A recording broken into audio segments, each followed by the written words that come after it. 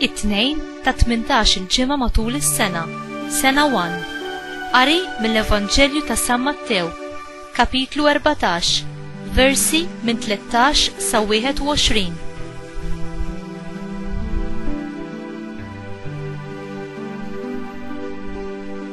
Meta sema l-aħbar, Ġesu telaq minn hemm bid-dgħajsa u mar waħdu f'post imwarrab.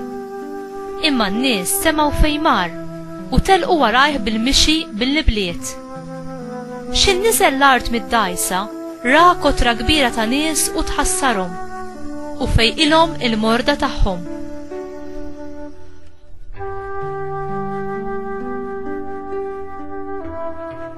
X'insar fil-għaxija, id-dixxipli tiegħu resqu lejh u qalulu: dan post imwarrab u l-ħin għamel sewwa, ibathom lin-nies ħajmorru fl-irħula jixtru xi jieklu. Imma Ġesu qalilhom: m'għandhomx għalfejn imorru, għatuhom intom xi jieklu. U huma qalulu: hawn m'għandniex ħlief 5 ħobżiet u 2 ħutiet. ġibuhom li hawn qalilhom. Imbagħad ordna lin-nies biex joqogħdu bil-qiegħda fuq il-ħaxix. Ħal 5 ħobżiet u 2 ħutiet, refa' għajnejh lejn is-sema, bierek, qasam il-ħobżiet u tom lid-dixxipli. U d-dixxipli newluhom lin-nies.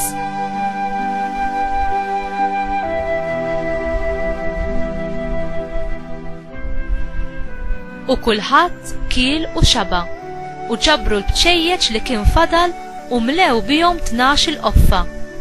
U kienu madwar 5000 raġel dawk li kielu, barra n-nisa u tfal.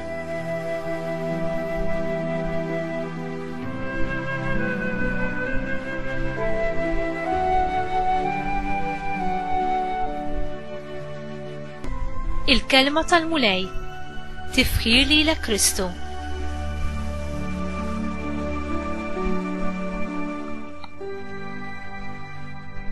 Hemm xi ħaġa f'din id-dinja li verament tista' taqtanna l-ġuħ u l-għaġġ profond li aħna nesperjenzaw.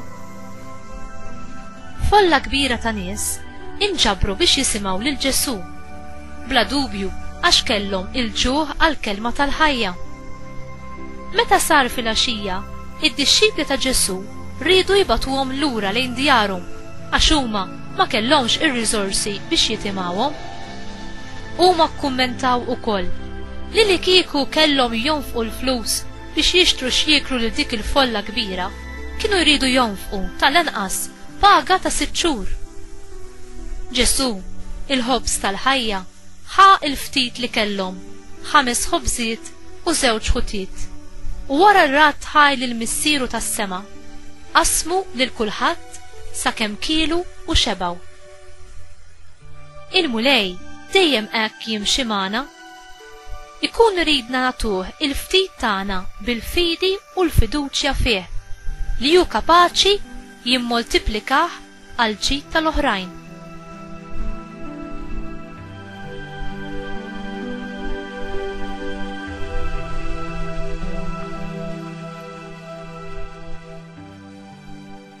Il-miraklu ta' Ġesu li jitma' il-5000 raġel huwa l-uniku wieħed irrakkuntat fl-4 Vanġeli.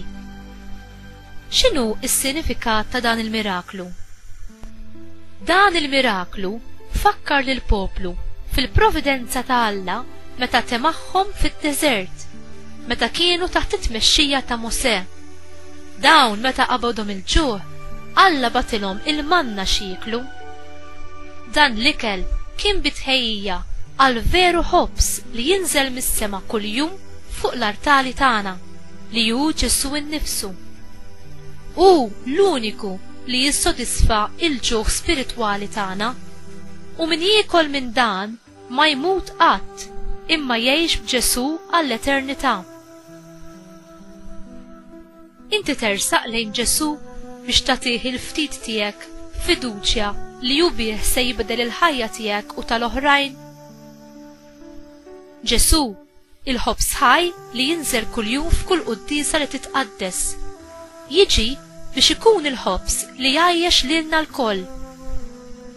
Qiegħed tersaq b'qalb safja biex tirċevih? jew tħallih jistenna waħdu fit-tabernaklu tal-knejjes tagħna.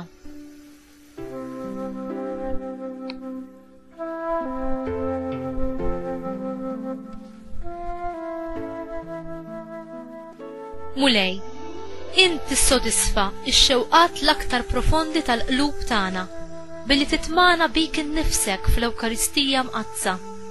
Imlini bil-gratitudni u għatini qalb ġeneruża biex nagħmel ħin għalik biex nipprepara bil-qrar u niġi nintaqa' miegħek fil-quddiesa u tqarbina, anki dik ta' kuljum.